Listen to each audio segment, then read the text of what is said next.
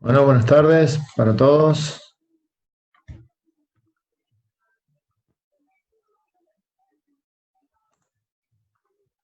Vamos admitiendo algunos estudiantes más y enseguida iniciamos la clase. Para quien tenga alguna inquietud en particular puede hacerlo a través del chat. Hoy vamos a ver el tema dosificación de hormigones.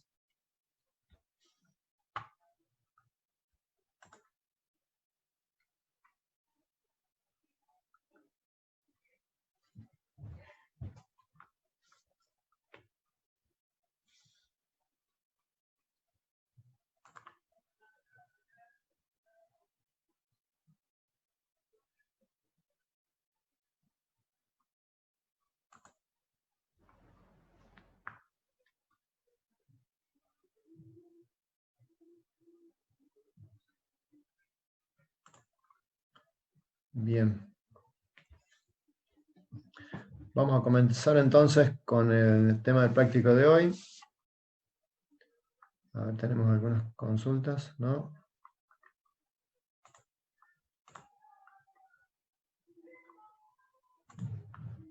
Vamos a admitir a algunos estudiantes más.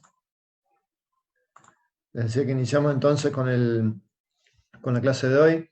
Vamos a ver el tema dosificación de hormigones, en particular el método racional. Como ustedes habrán visto con el ingeniero Baroneto, hay varias alternativas para dosificar hormigones. Vamos a comentar acerca de ellas y vamos a desarrollar específicamente el método racional que nos va a permitir cumplir los objetivos para los cuales debemos diseñar la mezcla o el hormigón en este caso, requerido para una determinada obra. Vamos a hablar entonces de algunos conceptos preliminares, la dosificación de las mezclas, digamos, la dosificación de hormigón en particular que vamos a desarrollar hoy, significa o consiste en la determinación de los materiales componentes para poder fabricar esta piedra artificial que es el hormigón, y en particular, digamos, viéndolo así, no sería, digamos, una tarea compleja porque en definitiva se trata de combinar cantidades simplemente de los materiales componentes. Lo que sucede es que cuando hablamos de dosificación, hablamos de que vamos a hacer esta determinación de cantidad de materiales componentes para cumplir determinadas propiedades. Y aquí es donde aparece, digamos, la esencia de la cuestión, que en realidad dosificar significa determinar las cantidades de materiales componentes con la condición de que se verifiquen determinadas propiedades. Estas propiedades serán en diferentes estados, en estado fresco y en estado endurecido del hormigón.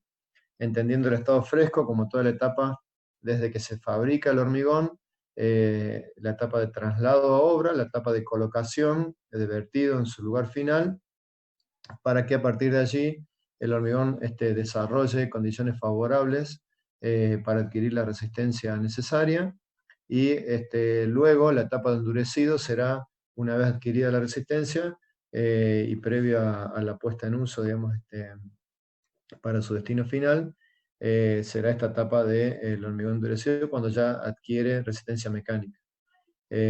Todo esto claramente en un contexto de costos convenientes o requeridos a cumplir. O sea que por lo tanto la dosificación tendrá que no solo cumplir estas propiedades requeridas en estado fresco y en estado endurecido, sino que además hacerlo y de manera de obtener una mezcla económica o económica dentro de las posibilidades.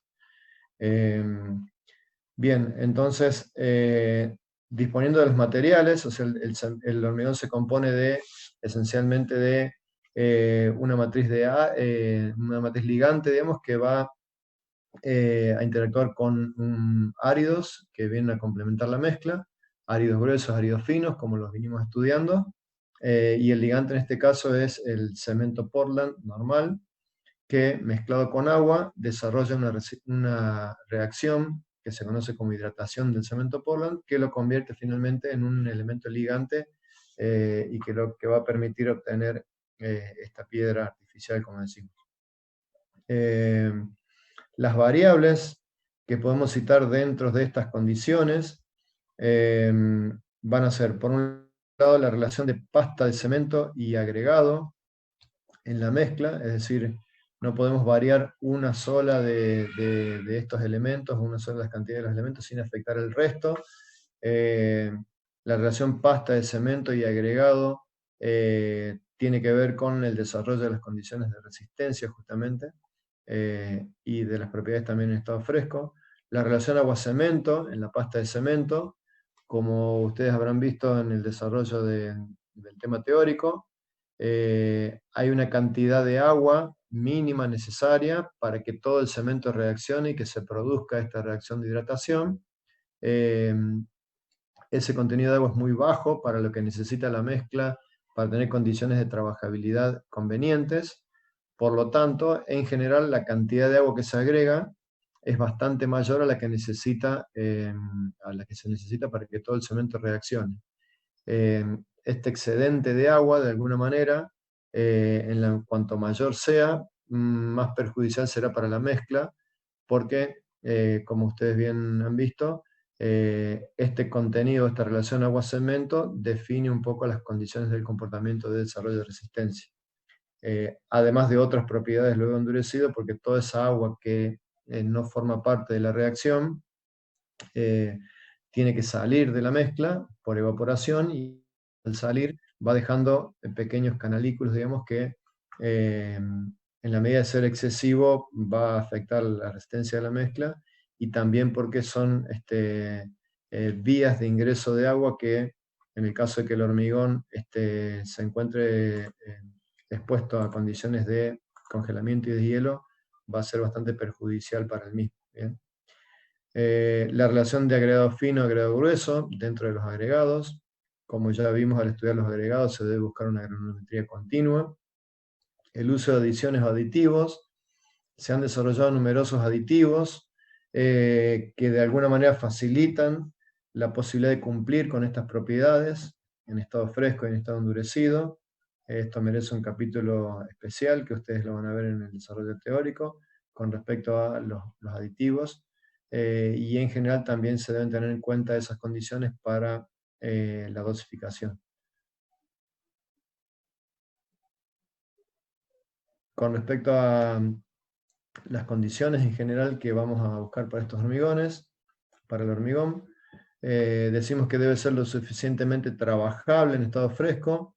Entendemos la trabajabilidad como la mayor o menor dificultad de poder fabricar el hormigón, es decir, moverlo para poder generar esta mezcla o una homogenización buena de los materiales componentes, transportarlo a la obra, poder colocarlo, compactarlo.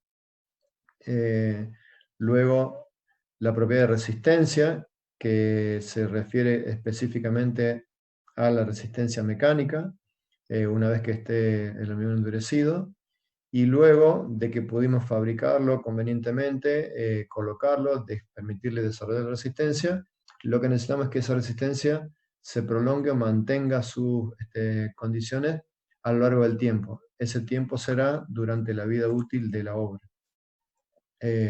Por eso es un tiempo establecido, es decir, las condiciones para las cuales se diseña y se deben garantizar el mantenimiento de estas propiedades será lo que se conoce como el plazo de la vida útil del material.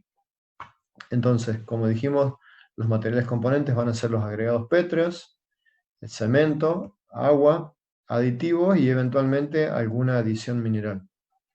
El método de dosificación racional, en el método se trabaja con las cantidades en peso.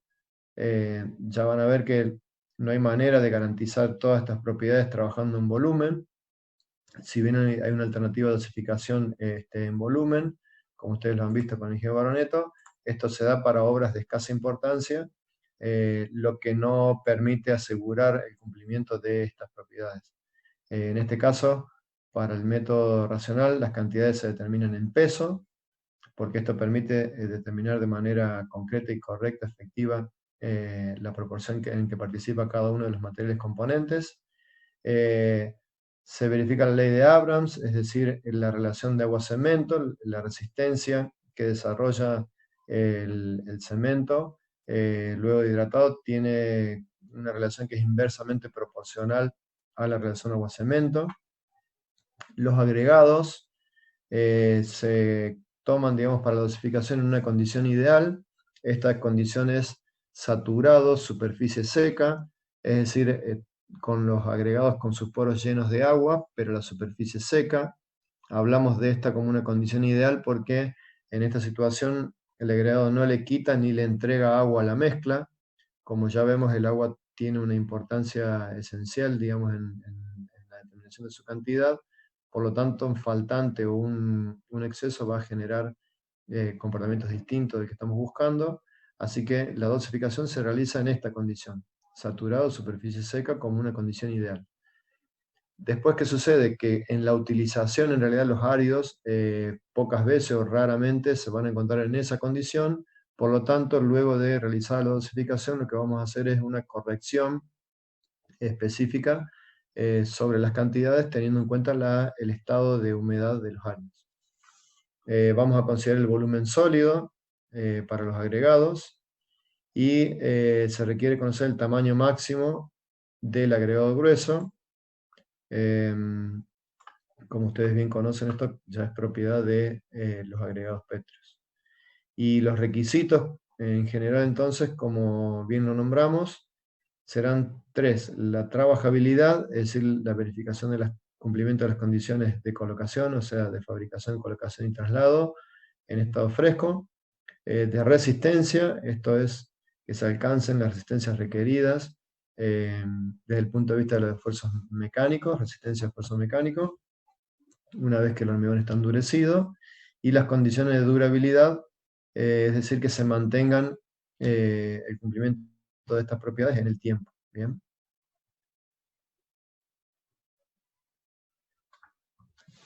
Ahora vamos a ver el procedimiento de dosificación en particular.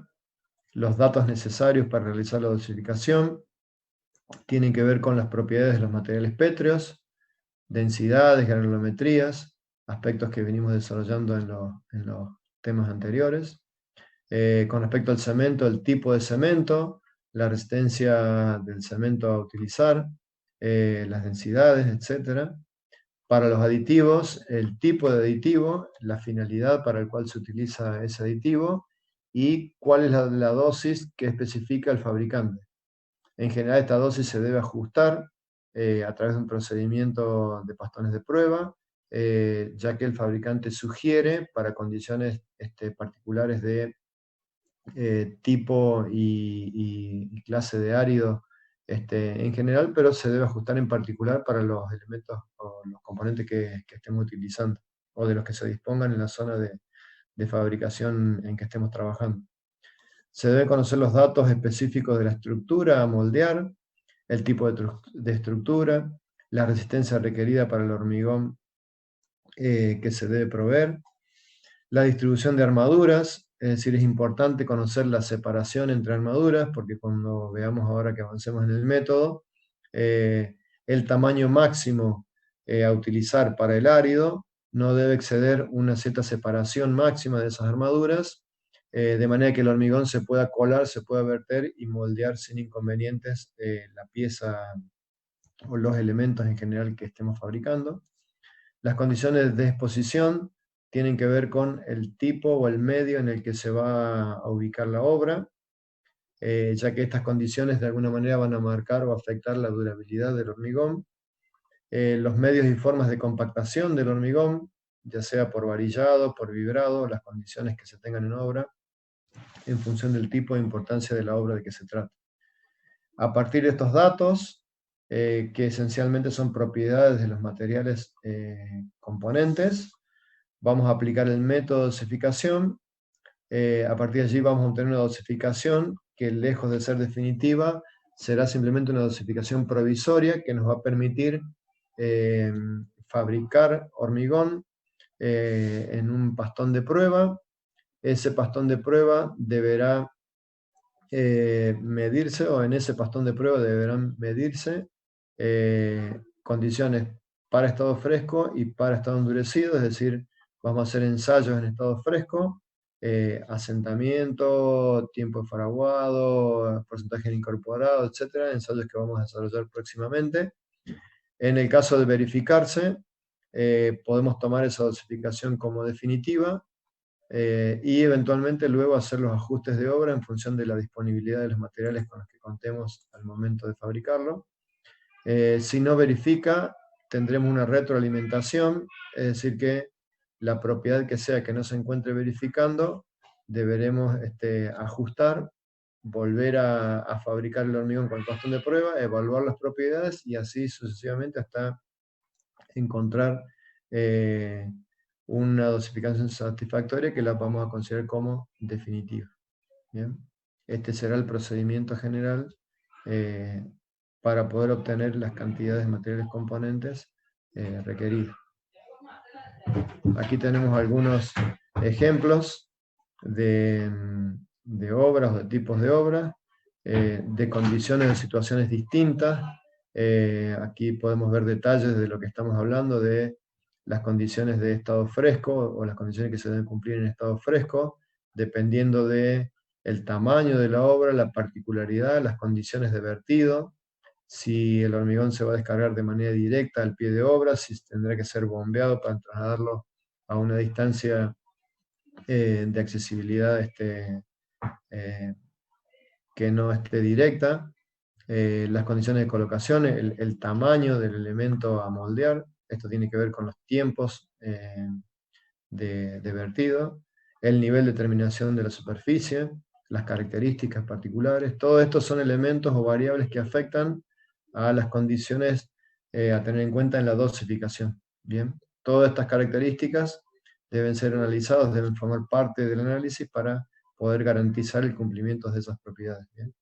Es decir, que insisto que la dosificación simplemente no significa determinar cantidades, sino hacer que esas cantidades permitan que el hormigón cumpla con las condiciones para las cuales debe ser diseñado. ¿Bien? ¿Alguna consulta, comentario hasta aquí? Estas son generalidades de la dosificación en sí. Vemos las consultas y luego pasamos al método particularmente. Vamos al chat.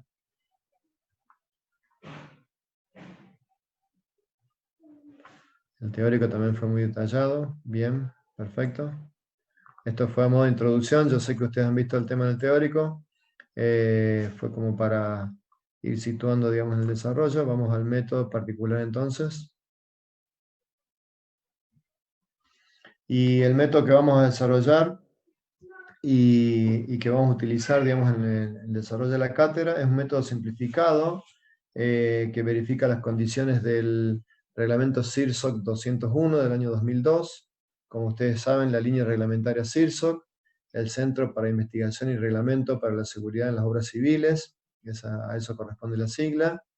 201 en particular se refiere a las construcciones de hormigón armado, y en particular en el capítulo referido al hormigón específicamente, bueno, se detallan las condiciones a cumplir y las características de este método simplificado de diseño de la mezcla. Bien, entonces comprende una serie de pasos que no son muchos. Los paso así rápidamente para que ustedes lo puedan ver. Lo que vamos a hacer son 8 pasos específicamente y 9 uno finalmente para luego de las correcciones, pero es decir, en una serie de pasos bastante simples podemos llegar a determinar esta cantidad de material, es decir, podemos concretar la dosificación. El primer paso consiste en estimar la resistencia de diseño de la mezcla, es decir, poder estimar una resistencia mecánica. Esta resistencia se refiere a la resistencia a rotura a compresión. Hablamos de un esfuerzo de compresión cuando sometemos un material a un esfuerzo que tiende a acercar las partículas del material. Hay materiales que son muy buenos resistiendo a compresión. El hormigón, los materiales petros en general tienen un buen comportamiento resistente a compresión. Y en general esta es una propiedad que define de alguna manera varias de las propiedades del hormigón en general, y por eso es un elemento referente a tener en cuenta para las características del material. Por lo tanto, el primer ítem será estimar la resistencia de diseño para la mezcla, y vamos a ver que la resistencia de diseño o el diseño lo vamos a hacer para un valor de resistencia media, ¿sí? Esto tiene que ver con un análisis estadístico, pero ¿qué sucede? Este valor de resistencia media no nos serviría en general para garantizar una resistencia determinada en la obra. Piénsense ustedes, digamos, como ingenieros estructuralistas, que van a hacer el dimensionamiento de los elementos de hormigón teniendo en cuenta una resistencia determinada. Bueno, con el diseño de la mezcla tenemos que asegurar que se cumpla esa resistencia, ¿bien? Entonces, el valor medio no es un buen indicador porque tendremos el 50% de valores que estarán por encima de esa resistencia y el 50% que estarán por debajo. Eso no daría muy buenas condiciones de seguridad para la resistencia. Por lo tanto, se trabajan en general con resistencias especificadas. Antes, en el reglamento anterior, se llamaban resistencias características. Y la resistencia especificada se refiere a establecer un mayor porcentaje, 90% por ejemplo de porcentaje de indicadores de valores de ensayo que estén por encima de una resistencia determinada. Para lograr esto, digamos, lo que vamos a hacer es sumarle a la resistencia característica o a la especificada un valor adicional en megapascales, de manera que el valor de resistencia media de la mezcla se diseñe para este valor, y de alguna manera podemos estar asegurando que si la resistencia media es esa, luego con la dispersión que tenga y en un análisis estadístico permita que la resistencia especificada se verifique. Este valor de resistencia media tiene que ver con la resistencia especificada para el hormigón. Si esta es igual o menor de 20 megapascales, debemos sumar a esta 7 megapascales más para tener la resistencia de diseño.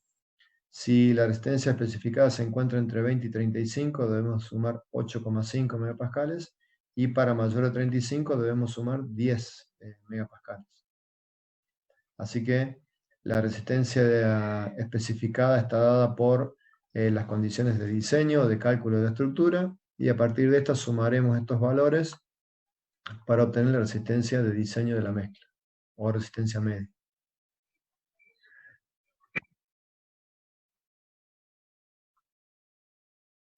Bien, ahí admito a dos más que están pendientes. En la elección, el segundo paso es la elección de la relación agua-cemento.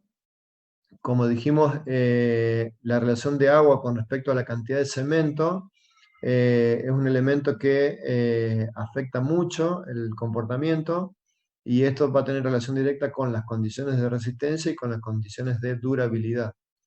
Por lo tanto, para elegir la relación agua-cemento, vamos a determinarla de dos maneras: por condición de resistencia por un lado y por condición de durabilidad por otro, y de ambas vamos a optar la menor, ¿sí? Optamos el menor valor porque será el que verifique ambos.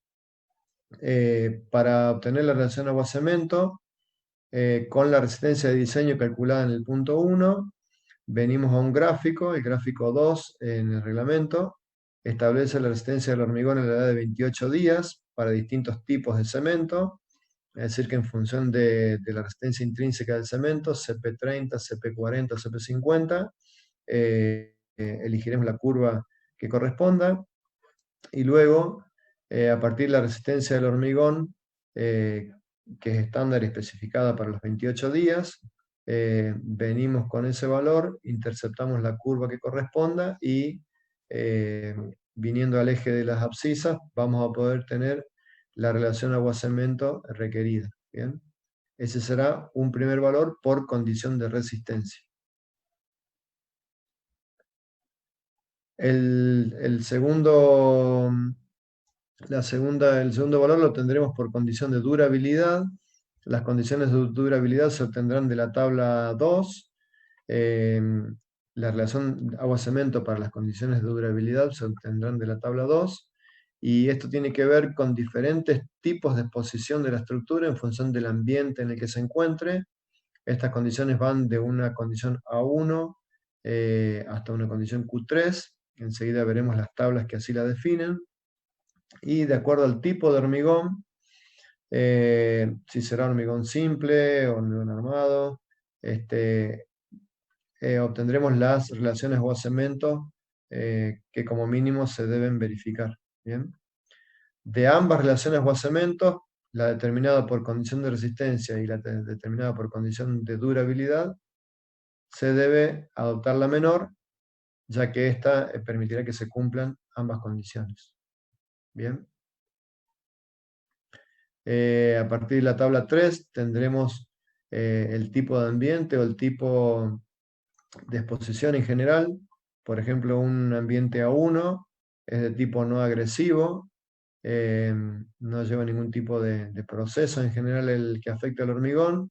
Esto se refiere a interiores de edificios donde no se producen condensaciones en general por diferencia de temperatura.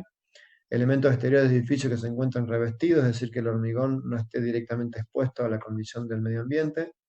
Estructura en ambientes rurales y climas desérticos donde la precipitación sea baja, es decir, que el nivel de humedad general del ambiente sea bajo.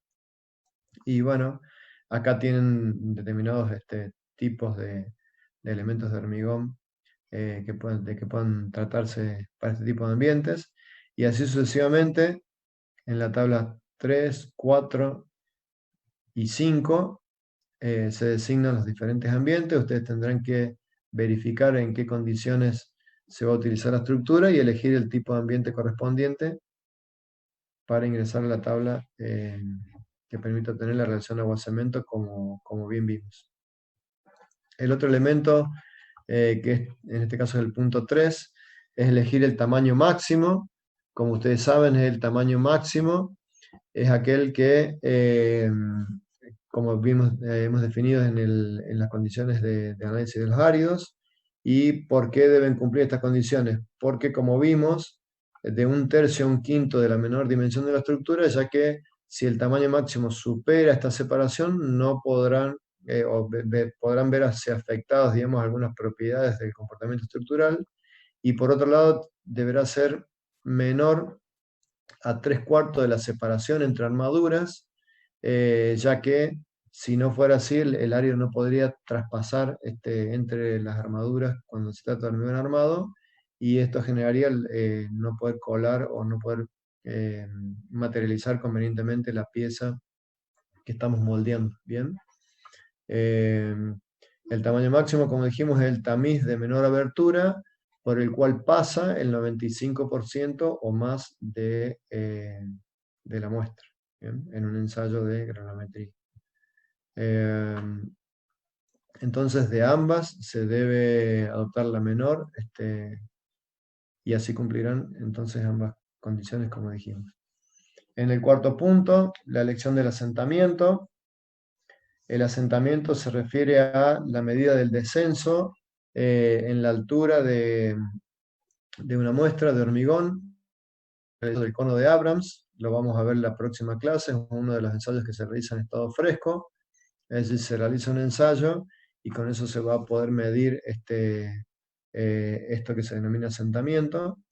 El asentamiento es una medida indirecta de la trabajabilidad, es decir, de las condiciones de esta mayor o menor dificultad de poder mover el hormigón para fabricarlo, para transportarlo y para las condiciones de vertido específicamente en el elemento que estamos moldeando. Y bueno, fíjense que los menores asentamientos, es decir, cuando la mezcla se encuentra más bien seca, se dan para condiciones de colocación favorables, es decir, en general, fundaciones o elementos de vertido directo.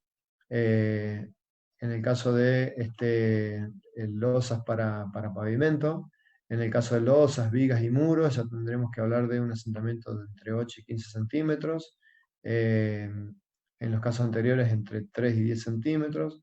Y cuando las condiciones de colocación sean más complejas, digamos, más fluida debe ser la mezcla para poder permitir el colado o el moldeado. Profe, ¿puede volver un segundo a la otra diapositiva? No sé a cuál se refiere.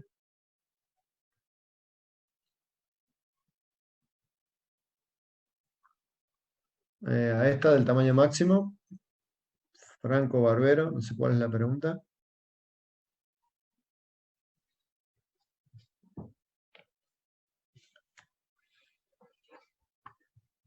Bueno, cuando realice la pregunta,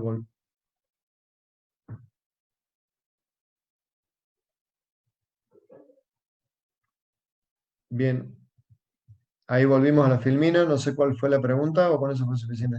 Ah, quería ver el tamaño máximo, bien. Esto es el tema del tamaño máximo, sí. Entonces, debemos elegir el asentamiento.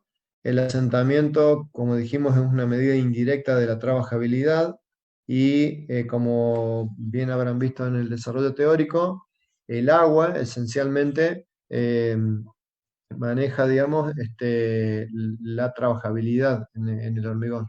Por lo tanto, para que hacerlo trabajable, es decir, para darle fluidez a la mezcla, debemos agregar agua. Como vimos, agregar agua va en detrimento de el comportamiento en cuanto a desarrollo de resistencia. Por lo tanto, esa cantidad tendrá que ser lo más justa posible. Es decir, cuanto más seca la mezcla, obtendremos una mezcla de mejor respuesta en resistencia. Es decir, la menor cantidad de agua que permita verificar las condiciones de trabajabilidad necesarias dará como resultado una mezcla resistente y dentro del rango de economía aceptable. Bien. Las condiciones de compactación también tienen que ver con esto. Para mezclas secas en general se debe vibrar, y para mezclas medianamente fluidas a fluidas se puede varillar o vibrar levemente. ¿Bien? Una vez que tenemos elegido el asentamiento, con el asentamiento y con el tamaño máximo del agregado grueso que hemos determinado, podemos venir a una tabla donde se puede determinar a partir de estas dos variables la cantidad de agua. Es decir, tenemos en la columna de la izquierda el rango de variación del asentamiento y en la parte superior el agua, el tamaño máximo, perdón, del agregado grueso y uniendo, digamos, fila y columna obtendremos la cantidad de agua necesaria para la mezcla. Por ejemplo, un árido con tamaño máximo 20 milímetros, con un asentamiento requerido de 8 a 10 centímetros, necesitará 200 litros o 200 kilos por metro cúbico de hormigón a fabricar. Bien. En la misma tabla están citados, digamos, el porcentaje de aire que se incorpora naturalmente, es decir, por efecto del mezclado van a ir quedando retenidas pequeñas burbujas de aire que formarán parte de un volumen determinado. Esa cantidad de aire naturalmente incorporado está dada también aquí en la tabla en función de estas variables. Si se incorporara aire intencionalmente, podemos ver que para las mismas condiciones de asentamiento, 8 a 10 centímetros que nombramos recién y 20 milímetros de tamaño máximo del área grueso, fíjense que es menor la cantidad de agua requerida para un 6% de aire intencionalmente incorporado, y esto es porque incorporar aire de alguna manera mejora la movilidad de la mezcla y esto hace que sea requerida menor cantidad de agua para las condiciones de trabajabilidad requeridas. ¿Bien? Una vez determinada la cantidad de agua, se puede calcular calcular la cantidad de cemento, ya que conocemos la cantidad de agua en kilogramos y habíamos determinado la relación agua-cemento para la mezcla, por lo tanto se puede determinar el valor C, o sea, la cantidad de cemento en pesos, como dijimos. Luego de que tenemos la cantidad de cemento, podemos determinar la cantidad de árido grueso. La cantidad de árido grueso se determina en función del tamaño máximo del árido grueso y del módulo de finura del agregado fino. En la tabla 8 tenemos en la primera columna el tamaño máximo en milímetros para el árido grueso y en función del módulo de finura del árido fino obtendremos en metros cúbicos la cantidad de árido grueso. ¿Bien? Fíjense que el módulo de finura está dado para valores pares. Si hubiera algún valor intermedio, se deben interpolar entre los valores inmediatos, inferior y superior.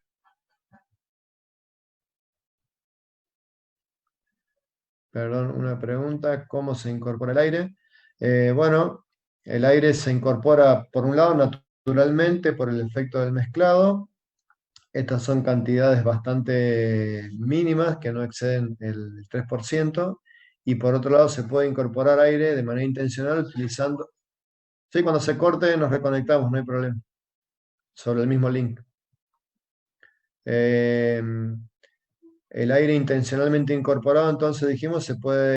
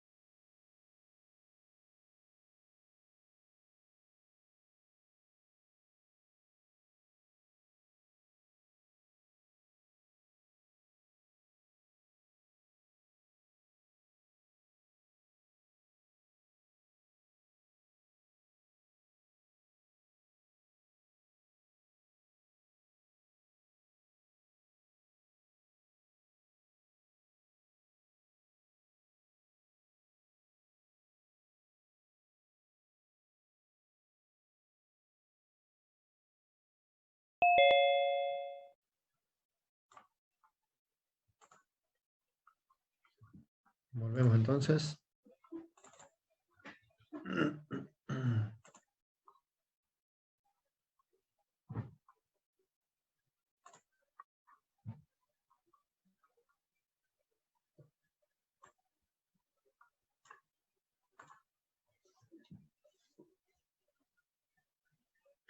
Les decía que se incorpora aire naturalmente a la mezcla por el efecto del mezclado, o se puede incorporar aire de manera intencional a través de la utilización de aditivos incorporadores de aire. El aire que se incorpora naturalmente, en general se trata de burbujas de un tamaño considerable. Se ven a simple vista cuando hacemos un tallo sobre probetas de hormigón moldeadas. Una vez que rompe, si tomamos una porción del material y observamos, estas burbujas incluso se pueden ver a simple vista. Esta cantidad de aire no es interesante, digamos, desde el punto de vista de las propiedades de la mezcla. Sí interesa incorporar aire de manera intencional. Cuando se incorpora de manera intencional el aire, las burbujas o el tamaño no es visible a simple vista, sino que se trata de burbujas de un tamaño muy diminuto y de mucho mayor porcentaje. y estas tienen propiedades, digamos, de impermeabilidad para la mezcla, y también generan espacios o vasos de expansión ante la posibilidad de que ingrese agua, digamos, a la mezcla, y en hormigones expuestos a ambientes de congelamiento y deshielo. Esto permite dar un espacio, digamos, a través de los capilares para que el agua, al congelarse, que expande, no rompa, no dañe el hormigón. Entonces, es un recurso muy utilizado y se resuelve incorporando aire a través del aditivo. Como dijimos, cualquiera sea el aditivo que modifique alguna de las propiedades de la mezcla, debe seguirse las indicaciones del fabricante en cuanto a su proporcionalidad, incorporarlo en la dosificación y luego verificar estas condiciones a través del pastón de prueba. Seguimos entonces, una vez que hemos determinado la cantidad de cemento, la cantidad de árido grueso,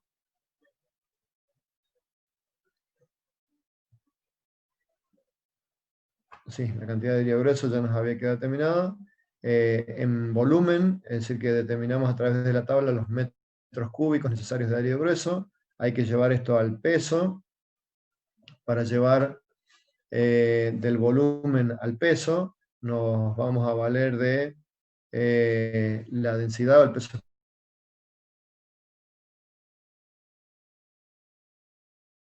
Nos dará la cantidad en kilogramos de árido grueso necesaria. Una vez que determinamos esto, nos queda determinar la cantidad del árido fino, y vamos a decir que el volumen del árido fino lo vamos a obtener como la diferencia para un metro cúbico de los volúmenes del resto de los elementos componentes, ¿sí? Es decir, que a un metro cúbico restaremos el volumen del agua, menos el volumen de cemento, menos el volumen del árido grueso, menos el volumen del aire incorporado, y de allí obtendremos el volumen del árido fino requerido. Para convertir ese volumen a peso, es decir, para obtener los kilos de árido fino requerido, lo multiplicaremos por el peso específico del árido fino que estemos utilizando. De esta manera hemos obtenido la dosificación, y esta se expresa indicando las cantidades de los materiales en kilogramos por metro cúbico, es decir, la dosificación se realiza para un metro cúbico. Se deben sumar estas cantidades para obtener la densidad teórica. En general, la densidad de los hormigones está entre 2.300, 2.350 hasta 2.400 kilos por metro cúbico. Esto dependerá de las características de la mineralogía de los áridos, básicamente componentes, y de los pesos específicos de los materiales en general, pero esencialmente de las propiedades mineralógicas de los áridos componentes. Esto es interesante determinar la densidad teórica, pues también se debe verificar una vez que se esté cumpliendo, se esté dando esta densidad en la práctica.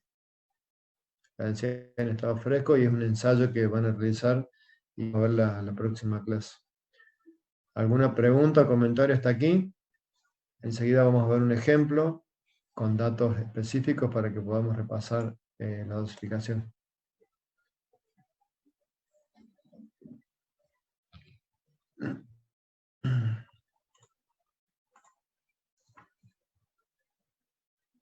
Volvemos al paso 8. ¿Sí? Estamos en el paso 8. ¿Alguna pregunta? Joaquín Ruiz, pide volver al paso 8. El paso 8 es la determinación del volumen del árido fino.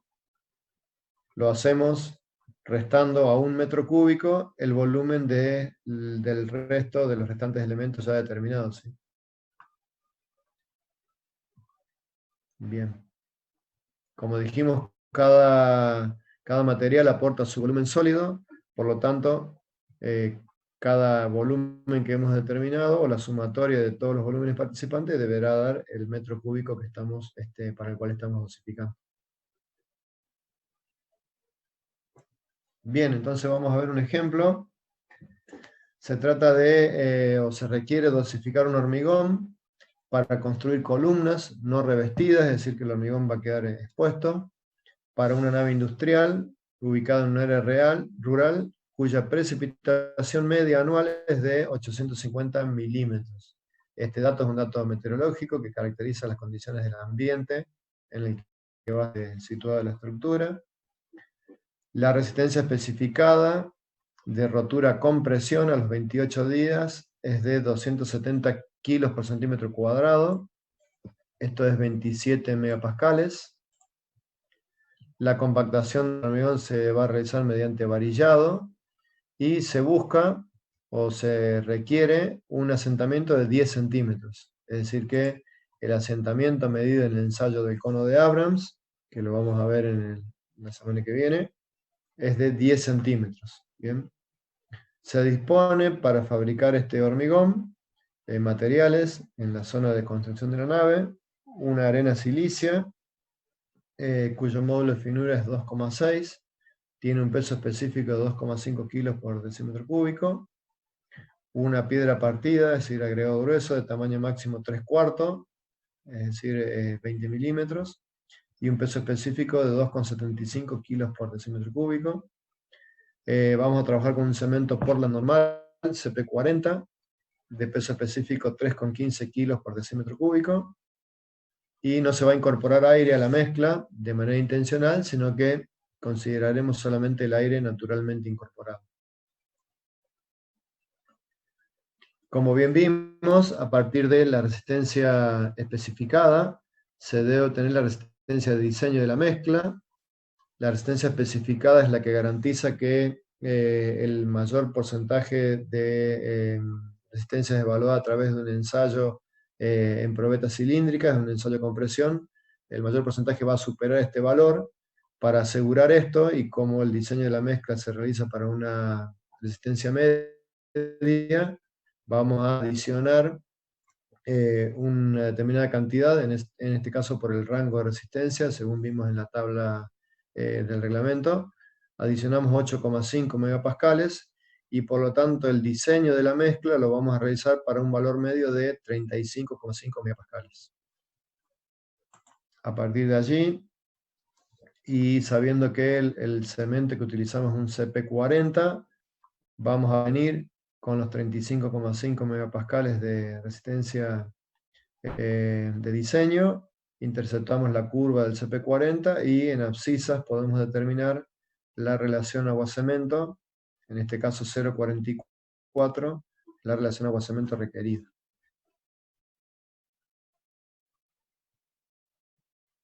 También debemos determinar la relación agua-cemento en función de las condiciones de durabilidad. Para ello debemos valorar primero las condiciones de exposición, ya que en las diversas tablas, en función de las condiciones de exposición, podemos determinar las características del ambiente y con ello determinar la relación agua-cemento requerida. En este caso, por tratarse de elemento estructural en contacto directo con el ambiente, decíamos que las columnas eran no revestidas y expuesto a un régimen de lluvia o de precipitación anual de 850 milímetros, la estructura estaría clasificada como A2. En esta tabla, la relación agua-cemento máxima para el cumplimiento de las condiciones de durabilidad será de 0,50. Por lo tanto, como por condición de resistencia se determinó 0,44, entre 0,44 y 0,50 se debe elegir la menor. Así que la relación agua-cemento para este caso será de 0,44. A partir de el asentamiento requerido, ahora vamos a calcular la cantidad de agua. Un asentamiento de 10 centímetros y el tamaño máximo del árido grueso. Venimos a la tabla 7 para un asentamiento de 8 a 10 y para tamaño máximo 20 milímetros. La cantidad de agua necesaria será de 200 litros o 200 kilos por metro cúbico. Conociendo la relación agua-cemento, podemos hacer la cantidad de agua en kilogramos sobre la relación agua-cemento. Acá es importante que tomen nota de las unidades. Es un error muy común que ustedes expresen el agua en metros cúbicos o en litros. Esto no les va a dar el resultado conveniente. El agua en esta relación participa con su peso, en kilogramos, es decir, agua sobre la relación agua-cemento, en este caso 200 kilogramos sobre 0,44, nos da 455 kilos de cemento. Bien.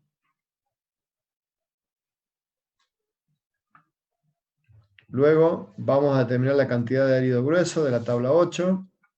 Para ello entramos con el valor del tamaño máximo del árido grueso y el módulo finura del árido fino, obteniéndose el valor de 0,352 metros cúbicos. Bien. Teniendo el valor del volumen del árido grueso y haciendo volumen por peso específico, nos permite determinar cuántos kilogramos de árido grueso se requieren para fabricar este hormigón. Hacemos la cuenta. Y para calcular la cantidad de árido fino, dijimos que lo vamos a hacer restando a 1 metro cúbico los volúmenes del resto de los materiales participantes. En este caso el volumen del agua, el volumen del cemento, el volumen del árido grueso y el volumen de aire incorporado. De la tabla donde obtuvimos la cantidad de agua, de la tabla 7, también obtenemos el porcentaje de aire naturalmente incorporado, en este caso 1%, que es el que tenemos aquí detallado, el 2%. El volumen del árido grueso lo habíamos obtenido directamente de tabla. Y para obtener el volumen de cemento, como conocíamos el peso del cemento, dividiendo el peso sobre la densidad, tenemos el volumen del cemento. ¿De dónde tenemos el peso específico? El peso específico lo dio al principio, sí, el peso específico es parte de los datos, ¿sí? Se deben conocer, estoy volviendo, cuando establecemos el material con el que contamos para trabajar. Ese material debe estar clasificado, se clasifica a través de sus propiedades. En este caso, el agregado grueso es una piedra partida de tamaño máximo 20 milímetros y de peso específico 2,75 kilos por decímetro cúbico, ¿sí? Estos son datos que se obtienen del análisis de los agregados. Estos análisis son los ensayos físicos que realizamos en la etapa anterior. ¿Bien? Volvemos entonces. Les decía que el cemento teníamos el peso, dividiendo el peso por la densidad nos permite obtener el volumen del cemento, y así reemplazando y restando de 1 metro cúbico el volumen que ocupan el resto de los materiales, podemos obtener el volumen del árido fino, en este caso 0,29 metros cúbicos. Multiplicando el volumen del fino por el peso específico del árido fino, nos permite obtener los kilogramos necesarios de árido fino. Y de esta manera tenemos la dosificación calculada, la cantidad de agua, la cantidad de cemento, la cantidad de árido grueso y la cantidad de árido fino. Sumando cada uno de ellos, obtenemos la densidad teórica del hormigón dosificado. ¿Bien? ¿Alguna consulta hasta aquí? El procedimiento es un procedimiento bastante sencillo. Hay que tener cuidado de optar bien, digamos, en las tablas que corresponden, no confundir las unidades, utilizar bien las unidades en las que se debe tomar cada componente.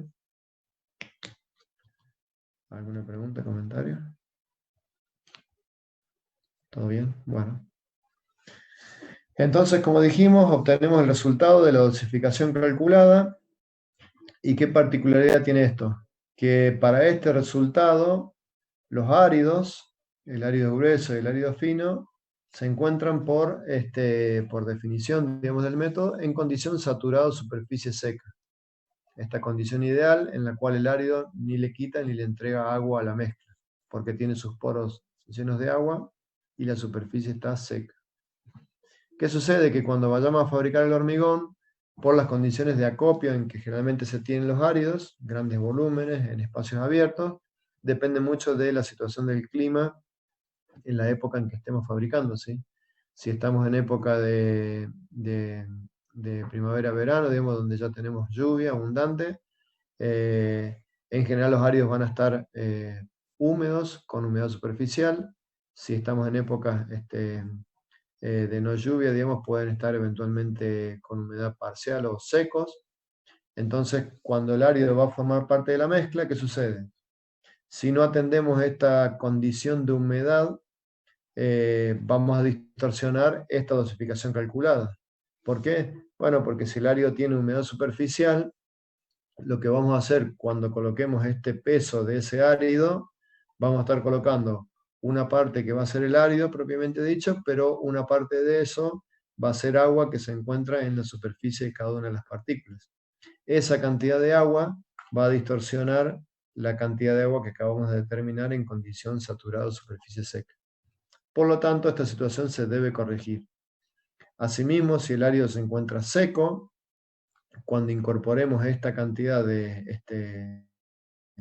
si incorporamos esta cantidad de árido, pero en estado seco, lo que va a suceder es que cuando el árido se incorpora a la mezcla, va a tomar parte del agua que era para el mezclado o para dar la trabajabilidad a la mezcla, va a tomar para llenar primero sus poros, y una vez que sus poros estén llenos de agua, recién va a participar de la mezcla en esa condición. Entonces, vamos a ver distorsionada la cantidad de agua, que va a hacer seguramente que la mezcla no tenga las condiciones de trabajabilidad requeridas, sino que más bien tienda a una consistencia de la que habrán previsto. Por lo tanto, esta dosificación sí o sí estar en función del estado de humedad de los áridos.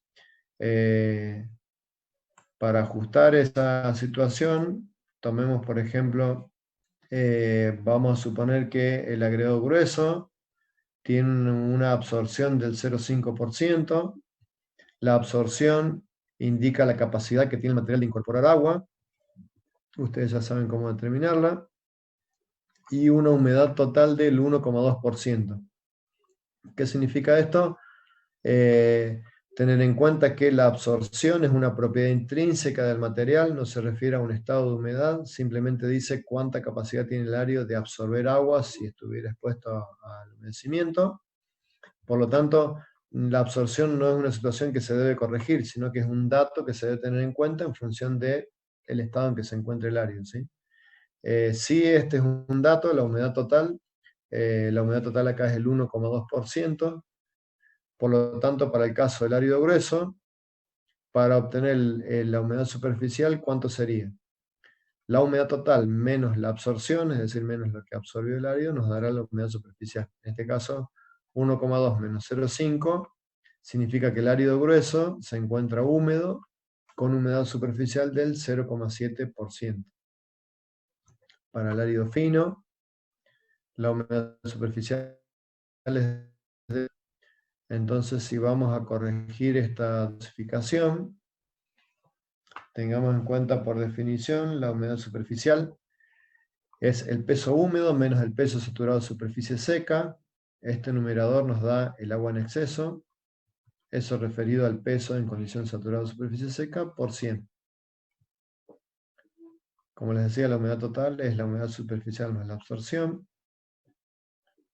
Y este exceso de agua, si hacemos un traspaso de términos aquí, lo podemos obtener como la humedad superficial por el peso saturado de superficie seca sobre 100. Hacemos la cuenta y reemplazamos para los datos del problema y nos da que el árido grueso tiene un exceso de agua de 7 kilos. ¿Sí? ¿Qué debemos hacer con esos 7 kilos? Cuando se trata de agua excedente, lo que debemos hacer es sumarlo a la cantidad de árido determinada. ¿Por qué? Y porque cuando incorporemos esta cantidad de árido, ¿sí? Una parte de él va a ser agua, ¿sí? Por lo tanto, tenemos que incorporar un poco más de ese árido en esa condición. ¿Por qué? Porque una parte de eso será agua. Esa misma cantidad debemos restarla al agua que íbamos a agregar. ¿Por qué? Porque se va a agregar como parte del agregado. Estará en la superficie del agregado. Entonces, el procedimiento es, una vez terminado el exceso de agua, se debe sumar a la cantidad de árido y automáticamente restar de la cantidad de agua requerida. ¿Bien? Entonces, una manera de verificar la cuenta es que la densidad teórica, es decir, que esa cantidad que se suma al árido se debe restar del agua, de manera de ser invariante la densidad. Para el árido fino, la humedad superficial es del 2%, por lo tanto podemos calcular cuánto es el excedente de agua. Esa cantidad de agua se debe sumar a la cantidad de árido y se debe restar a la cantidad de agua. Si hacemos la cuenta, tenemos la dosificación corregida para las condiciones de humedad que presentan los áridos al momento de utilizarlos. Si se fijan, la densidad no debe variar. ¿Bien? Esta dosificación se corrige,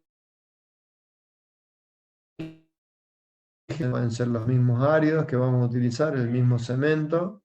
Lo que sucede es que depende de la época en que lo vayamos a utilizar.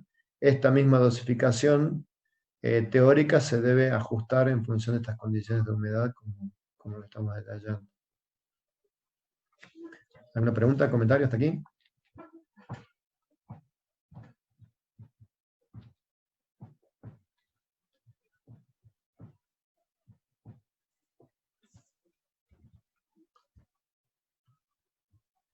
¿Alguna pregunta, comentario?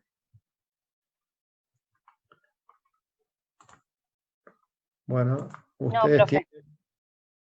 ustedes tienen un trabajo práctico que ya fue subido, donde se detalla un poco todo esto que hemos estado hablando. Tiene varios elementos más, digamos, que tienen referencia a la temática, que yo se lo estoy compartiendo en este momento. Y hay algún ejemplo también desarrollado, los que le quería mostrar en el ejemplo. Aquí tienen los gráficos y las columnas de las que hemos hablado. Y en este ejemplo también tienen una alternativa más con respecto a si la condición del árido es diferente y en lugar de tener humedad superficial, si el árido se encuentra seco, en el caso de que el árido se encuentre seco, lo que se debe utilizar es la fórmula de la absorción. La absorción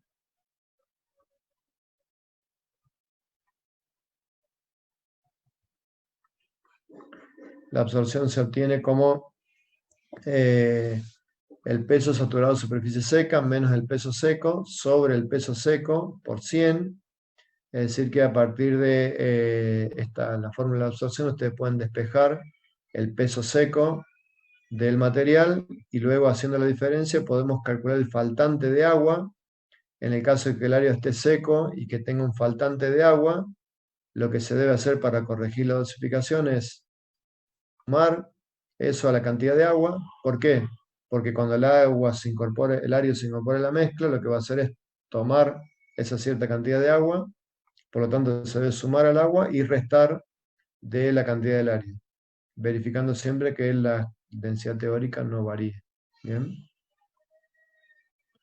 Esa es la Profe, única diferencia, está detallado ahí en el ejemplo. profe, Sí, ¿me escucha? ¿Puedo hacer una pregunta? sí, Cuando sí, estemos en la obra, ¿no? sí. ¿Se nos van a dar a nosotros las condiciones del árido, por ejemplo, cuánto es la absorción y la humedad total, o lo vamos a obtener a través de una muestra y hacer un estudio? No, o sea, depende de la obra y del tipo de obra. Si la obra es importante, seguramente tendrá un laboratorio para la tecnología del hormigón, y el laboratorista o el laboratorio en general, de manera frecuente, va determinando las propiedades de los áridos. Dentro de esas propiedades se realizan ensayos, digamos, de la absorción. Es una propiedad del árido, o sea, se realiza en general, digamos, cuando se evalúa el material disponible. Y de la condición de la humedad, se evalúa humedad superficial o humedad total en el momento, digamos, de utilizarla. Y a partir de esos valores van a poder corregir la dosificación. Bien, perfecto, gracias. Si se trata de una planta elaboradora de hormigón, con más razón, digamos, y de manera frecuente, tiene un laboratorio instalado ya, digamos, con seguridad en la planta elaboradora, y de manera frecuente están evaluando estas condiciones. O sea que siempre lo que se debe hacer es hacer el ensayo para poder conocer esta condición.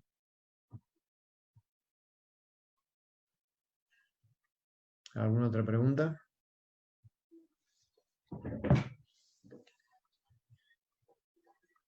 Bien. Roxy, Malena, ¿alguna pregunta o comentario con respecto al trabajo práctico o algo que tengamos que aclarar o comentar? Hola, buenas tardes, ¿cómo están? No sé si hasta comentar ¿Qué tal? Buenas tardes, ¿cómo les va? El trabajo práctico de todo lo que corresponde a dosificación, por una cuestión de que no pueden asistir los alumnos al laboratorio, lo hemos unificado junto con el trabajo práctico de los ensayos en hormigón en estado fresco, que vamos a ver la próxima clase. Entonces, les vamos a dar un trabajo práctico en conjunto para que lo puedan desarrollar. Así que es importante que todo el contenido que vieron hoy lo tengan bien claro para poder trabajar sobre eso la semana que viene.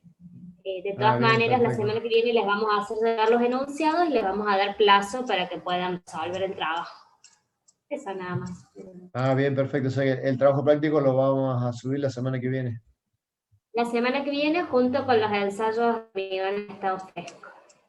Bien, y este apunte sobre la parte esta que vimos hoy ya está subido a autogestión. Malena, ya está cargado para que puedan estudiar. Bien. Y hay un ejemplo resuelto, bastante completo. Bien. Y van a tener más ejercicios también disponibles para trabajar. Así, bueno, y siempre está el link de la cátedra abierto para consultas y dudas. Sí me gustaría aprovechar el espacio para contestar varias preguntas que nos llegaron por mail respecto al tema del redondeo de las notas de los exámenes, que lo habíamos conversado, y la nota es la que efectivamente entregó el sistema y no va a sufrir ningún redondeo. Es una consulta que me hicieron varios alumnos, entonces quería dejarlo aclarado. No sé si ya lo habías comentado antes. Perfecto. No habíamos comentado antes, quedó aclarado entonces. Buenísimo. Bien. ¿Alguna otra consulta, comentario? Bueno, entonces yo después le voy a subir también esta presentación a autogestión.